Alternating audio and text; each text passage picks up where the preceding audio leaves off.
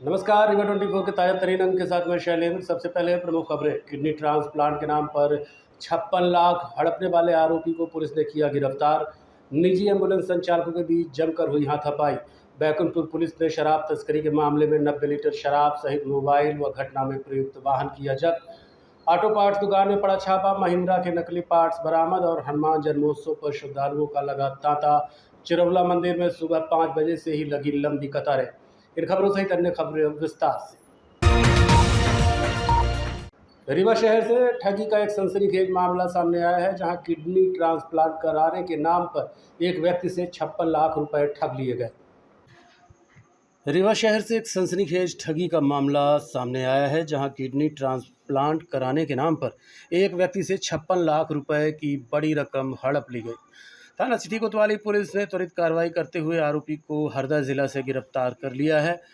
मिली जानकारी के अनुसार प्रार्थी दिलीप कुमार सोनी, जिसकी उम्र 40 वर्ष है, अशोकनगर तरहटी वार्ड 31 का रहने वाला है, 20 मार्च 2026 को कोतवाली थाना में शिकायत दर्ज कराई। उन्होंने बताया कि अगस्त 2025 में उनकी पत्नी की तबीयत खराब होने पर डॉक्टरों ने किडनी ट्रांसप्लांट की सलाह दी। इसी दौरान उनकी मुलाकात प्रियांशु पवार उर्फ आयुष पवार से हुई, जिसने भोपाल स्थित बंसल अस्पताल में ट्रांसप्लांट कराने का भरोसा दिलाया। आरोपी ने विश्वास में लेकर अलग अलग समय पर विभिन्न खातों में कुल 56 लाख रुपए ऑनलाइन ट्रांसफर करवा लिए। आरोपी द्वारा बार बार पैसों की मांग किए जाने पर प्रार्थी को संदेह हुआ। जब जांच पड़ताल की गई तो सामने आया कि उसके साथ ठगी की गई है। इसके बाद उन्होंने पुलिस में रिपोर्ट दर्ज कराई। मामला दर्ज होते ही कोतवाली पुलिस हरकत में आए और तकनीकी साक्ष्यों के आधार पर आरोपी की लोकेशन ट्रेस कर उसे हरदा जिले से गिरफ्तार कर लिया। आरोपी को न्यायालय में पेश कर 1 दिन की पुलिस रिमांड पर लिया गया है।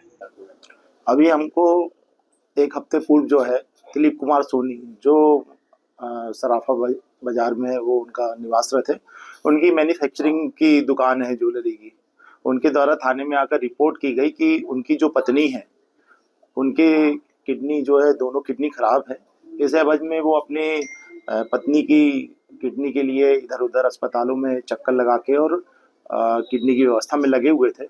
उसी समय जो है प्रियांशु पवार नाम का एक लड़का, जिसका परिचय इनकी बहन जो कि कोटिल एकेडमी इंदौर में पढ़ती थी, वहीं पर ये प्रियांशु पवार भी वहीं पर पढ़ता था। जो उसने अपनी किसी बड़े ओहदे को लेकर उसने अपने झांसे में लिया और उसी से ही बहन के परिचय के माध्यम से उसके भाई का परिचय हुआ और धीरे धीरे उन्हें जाली सर्टिफिकेट बंसल अस्पताल के उनको प्रोवाइड कराता था व्हाट्सएप के माध्यम से, और इस विश्वास पर वो आकर और उन्होंने इस प्रकार से 4 महीने में 56 लाख रुपए उसे दे दिए थे। डाउट कैसे हुआ, कैसे समझ में आया कि ये था? चूंकि उसके फैमिली वाले जो थे विश्वास में थे कि उन्हें जो किडनी का डोनर उन्हें मिल जाएगा, जिस हिसाब से वो पेपर वर्क तैयार करता था फर्जी जीपीटी से, एआई टूल से, तो उनको बिल्कुल भी कहीं ऐसा शक नहीं हुआ कि हमारे साथ धोखाधड़ी कर सकता है। लेकिन आरोपी कहाँ से पकड़ा गया? आरोपी को हमने जो है हरदा से पकड़ा है अभी परसों के दिन। प्रियांशु के साथ कोई और भी है संलिप्त इस मामले में? नहीं, प्रियांशु अकेला है, क्योंकि उसी के खाते में पैसा आता था और जो दूसरे खाते यूज किए गए हैं वो उनकी वेरीफाई करा रहे हैं हम कि इसमें और किसी और का इन्वॉल्वमेंट तो नहीं है। और अभी तो हमारे विवेचना में अभी एक ही आरोपी बना है। कैसे मालूम चला कि जो डॉक्यूमेंट बनाया गया फर्जी है, सब साफ नहीं है? जब हमने उसको गिरफ्तार किया तो उसके पास से हमें 2 मोबाइल मिले थे। उस मोबाइल में जब हमने अंदर उसकी खोजबीन की तो उसमें एक एआई टूल्स होता है जेट जीपीटी का, उसके माध्यम से वो उस पर कमांड देता था और जो पेपर वर्क प्रार्थी के पास मिला है वही पेपर वर्क जो है उसके एआई टूल्स में हमें अभी मौजूद मिला है, जिसमें हम IT एक्ट भी धारा बढ़ाएंगे और उसमें और भी हम कड़ी कार्रवाई। संजय गांधी अस्पताल में आज निजी एम्बुलेंस संचालकों के बीच जमकर हाथापाई हुई। मौके पर मौजूद लोगों ने किसी तरह से स्थिति पर काबू पाया। संजय गांधी अस्पताल परिसर में उस वक्त लात घूंसे चलने लगे जब निजी एम्बुलेंस चालकों के बीच जमकर मारपीट हो गई। बताया जा रहा है कि मरीज को ले जाने के लेकर 2 एम्बुलेंस चालकों के बीच इतना विवाद बढ़ गया कि दोनों पक्ष आपस में भिड़ गए और एक दूसरे को पटक पटक कर पीटने लगे। घटना के दौरान अस्पताल परिसर में मौजूद लोगों ने किसी तरह बीच बचाव किया। वहीं मारपीट का वीडियो भी वायरल हुआ। सूचना मिलते ही पुलिस मौके पर पहुंची और मामले को शांत कराया। फिलहाल पूरे घटनाक्रम की जांच की जा रही है और वीडियो के आधार पर आरोपियों की पहचान की जा रही है। आपको बता दें कि अस्पताल परिसर में मरीजों को लाने ले जाने को लेकर एम्बुलेंस चालकों के बीच अक्सर विवाद की स्थिति बनती रहती है, जिसे लेकर प्रशासन से सख्त व्यवस्था की मांग कई बार की जा चुकी है। रीवा से एक बड़ी खबर सामने आ रही है, जहां एक युवक ने कई लोगों पर मारपीट और अभद्रता का आरोप लगाते हुए पुलिस अधीक्षक से शिकायत की है। मामला जिले के समान थाना क्षेत्र का है, जहां पोखरी टोला निवासी एक युवक ने एसपी कार्यालय पहुंचकर शिकायत दर्ज कराई। शिकायतकर्ता के मुताबिक 1 अप्रैल की रात 10 बजे उसे फ़ोन कर घर के बाहर बुलाया गया। आरोप है कि जैसे ही वो घर के बाहर निकला, पहले से मौजूद कुछ लोगों ने उसके साथ गाली गलौज शुरू कर दी। विरोध करने पर आरोपियों ने एकजुट होकर युवक के साथ हाथ, मुक्कों और डंडों से मारपीट की। इतना ही नहीं, शिकायतकर्ता का ये भी आरोप है कि मौके पर मौजूद लोगों ने उसकी मां और बहन के साथ भी अभद्र भाषा का प्रयोग किया।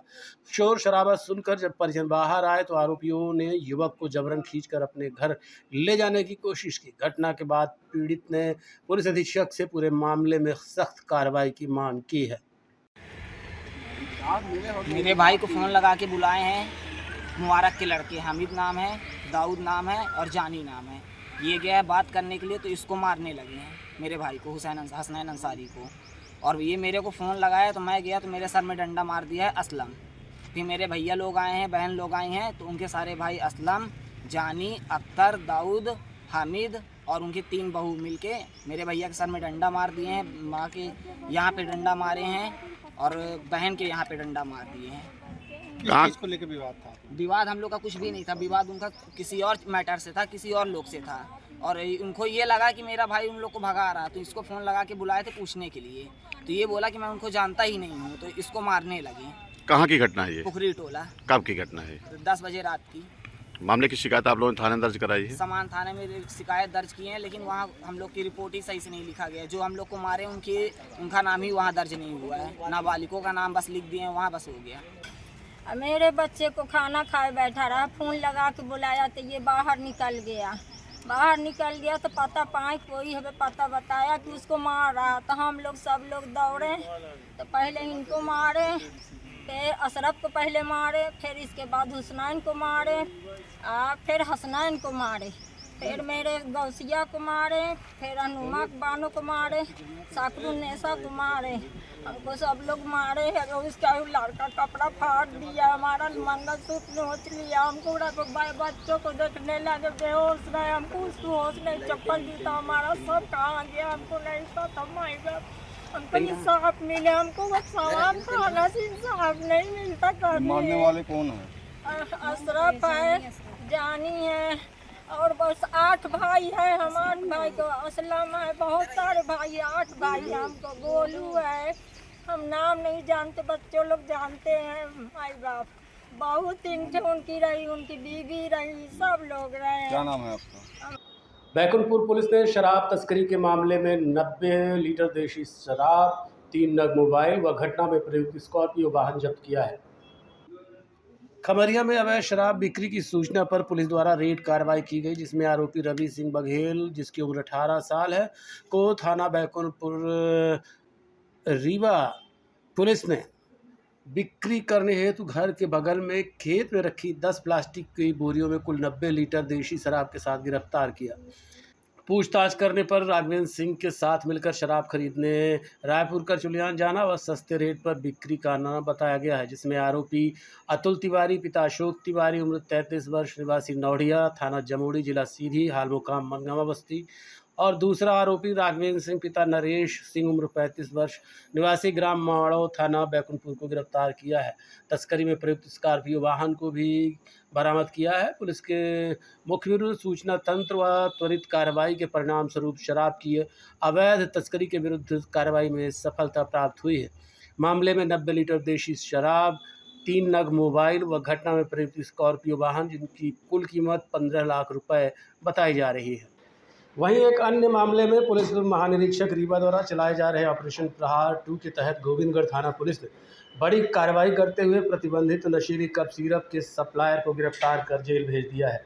ये कार्रवाई पुलिस अधीक्षक रीवा शैलेंद्र सिंह चौहान एवं अतिरिक्त पुलिस अधीक्षक शहर श्रीमती आरती सिंह के निर्देशन तथा उप पुलिस अधीक्षक मुख्यालय उदित मिश्रा के मार्गदर्शन में की गई। प्राप्त जानकारी के अनुसार दिनांक 30 मार्च 2026 को गोविंदगढ़ पुलिस ने अजय तिवारी उर्फ शिब्बू के कब्जे से 100 नग प्रतिबंधित नशीली कप सिरप जब्त कर उसे गिरफ्तार किया था। पूछताछ के दौरान आरोपी ने खुलासा किया कि उसे ये अवैध कप सिरप ग्राम बुढ़वा निवासी राजू प्रजापति द्वारा सप्लाई की जाती थी। पुलिस ने मामले में राजू प्रजापति को आरोपी बनाकर गिरफ्तार किया और न्यायालय में पेश कर पुलिस रिमांड ली है। रिमांड के दौरान आरोपी की निशानदेही पर उसके गृह ग्राम बुढ़वा से 23 नग प्रतिबंधित नशीली कप सिरप एवं सप्लाई में प्रयुक्त महिंद्रा XUV 500 वाहन क्रमांक CG05 AF06110 बरामद किया गया। जब्त सामग्री की कुल कीमत 10,04,600 रुपये आंकी गई है। विगत दिवस थाना गोविंदगढ़ अंतर्गत शिवपुरवा चौकी में थाना गोविंदगढ़ पुलिस और शिवपुरवा पुलिस की संयुक्त टीम ने NDPS की कार्रवाई की थी, जिसमें लगभग 100 नग नशीली कप सिरप को जब्त किया गया था और एक आरोपी के कब्जे से माल बरामद हुआ था, जिसका जब जो है इन्वेस्टिगेशन हुआ और उसके आधार पर एक सप्लायर का नाम आया, जिस पर हमारे IG सर के निर्देशन में जैसा कि हमको निर्देशित किया गया है, तो हमने SP सर के मार्गदर्शन में हमको ये निर्देश मिले कि हम इसमें बैक ट्रैक करें और सप्लायर और उसके सोर्स तक इन्फॉर्मेशन प्राप्त करें कि ये माल कहाँ से आया था। उसी के तारतम्य में मेरे द्वारा गोविंदगढ़ पुलिस को निर्देशित किया गया, जिसमें गोविंदगढ़ पुलिस ने रायपुर पुलिस की मदद से इस नशीली कप सिरप को पहुँचाने में जो सप्लायर का काम किया था उसको हमने गिरफ्तार किया है। गिरफ्तार करने के उपरांत गोविंदगढ़ पुलिस के द्वारा माननीय न्यायालय के समक्ष उसको पेश किया, जहाँ से उसका पुलिस रिमांड लिया गया। पुलिस रिमांड में उसे जिस गाड़ी के थ्रू इस नशीली कप सिरप को खेप को लाया गया था, XUV गाड़ी, उसको बरामद किया गया है। इसके अलावा कुछ और मात्रा में भी नशीली कप सिरप उस व्यक्ति से भी मिली है। राजू प्रजापति उस आरोपी का नाम है, जिसको पुलिस ने गिरफ्तार किया है। वो रहने वाला रायपुर का चुलियान क्षेत्र का है। इस आगे की कार्रवाई में भी हम अभी IG सर के निर्देश जैसे हैं NDPS की कार्रवाई के लिए हम मामले को लगातार बैक ट्रैक करेंगे, पूरी ट्रेल निकालेंगे, फाइनेंशियल इन्वेस्टिगेशन करेंगे और इस मामले को अभी हम और भी जो है मॉनिटरिंग करते रहेंगे और जैसा भी इसमें आगे कार्रवाई होगी अवगत कराया जाएगा। देखते रहिए रिवर 24 न्यूज़। मिलते हैं छोटे से ब्रेक के बाद। शर्मा की दुल्हन जब ब्याह के आई, संगरीबा ज्वेलर्स का हार ले आई। छा गया नाम शर्माइन का गहना, हाय रे शर्माइन का गहना, हाय रे शर्माइन का गहना। शर्मा ने बहन का ब्याह रचाया, रीवा ज्वेलर्स का सेट फिर से ले आया। बन गया वो मिसराइन का गहना, हाय रे मिसराइन का गहना, हाय रे मिसराइन का गहना। मिसराइन का बेटा अफसर बन गया, पत्नी के गले में आईना चमक गया। बन गया वो अफसराइन का गहना, हाय रे अफसराइन का गहना, हाय रे अफसराइन का गहना। शर्माइन की बिटिया डोली चढ़ गई, हार पे डायमंड की रोशनी जग गई। बन गया नई बहुराइन का गहना, हाय रे बहुराइन का गहना। रीवा से लेकर विंध्य तक खाया, हर शादी में रीवा ज्वेलर्स का नाम आया। पीढ़ी दर पीढ़ी विश्वास से जगाया, रीवा ज्वेलर्स ने हिस्सा निभाया। कोई ब्याह कराए या ना कराए, हाय पर गहना बनाए तो रीवा ज्वेलर्स से बनाए।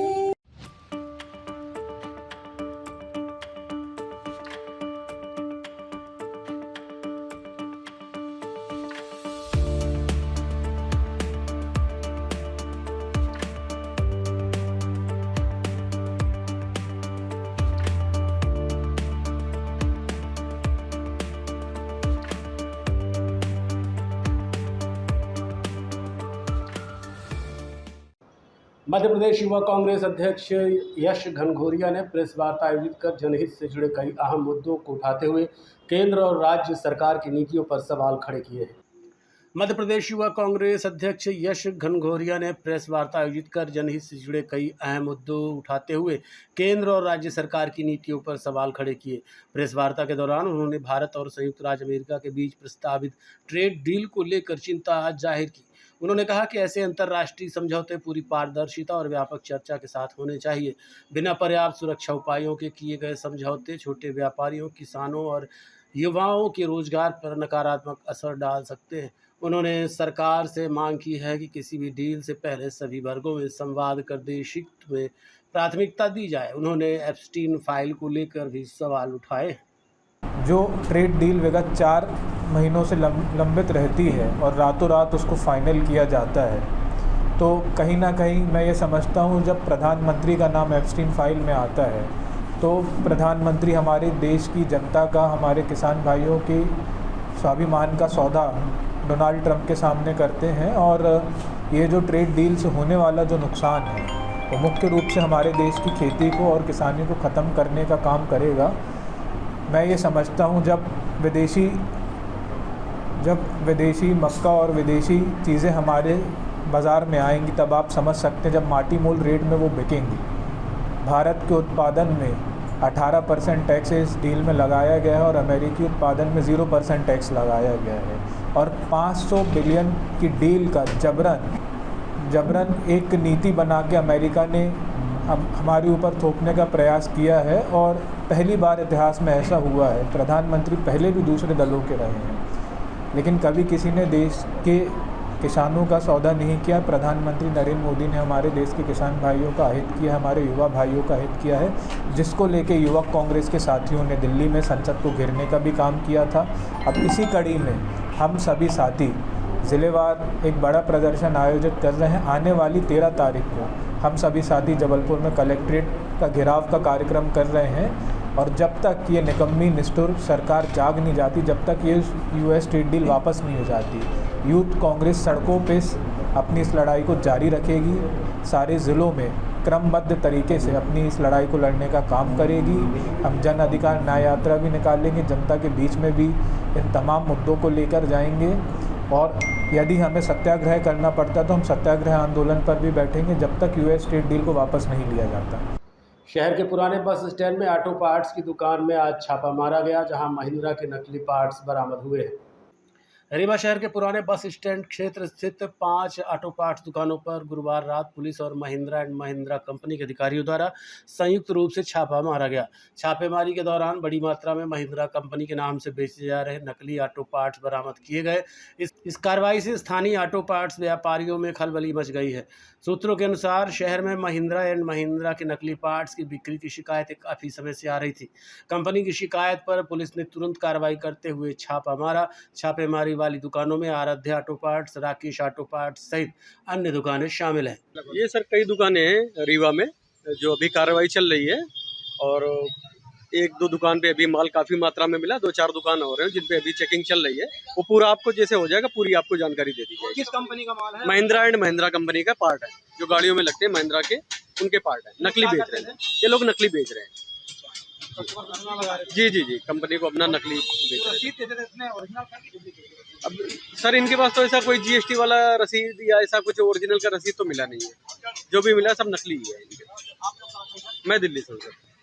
अभी कहाँ शिकायत की थी आपने? फिर आज ये कार्रवाई? अभी हमने एसपी साहब से परसों कल हम लोग मिले थे, फिर एसपी साहब के आदेश से फिर थाने पे गए, थाने के आदेश से फिर हाँ अभी लगभग 4 से 5 दुकानों में। बाकी चेकिंग चल रही है, जैसे होगा आपको बता। हनुमान जन्मोत्सव के पावन अवसर पर आज सुबह से ही श्रद्धालुओं का तांता उमड़ पड़ा।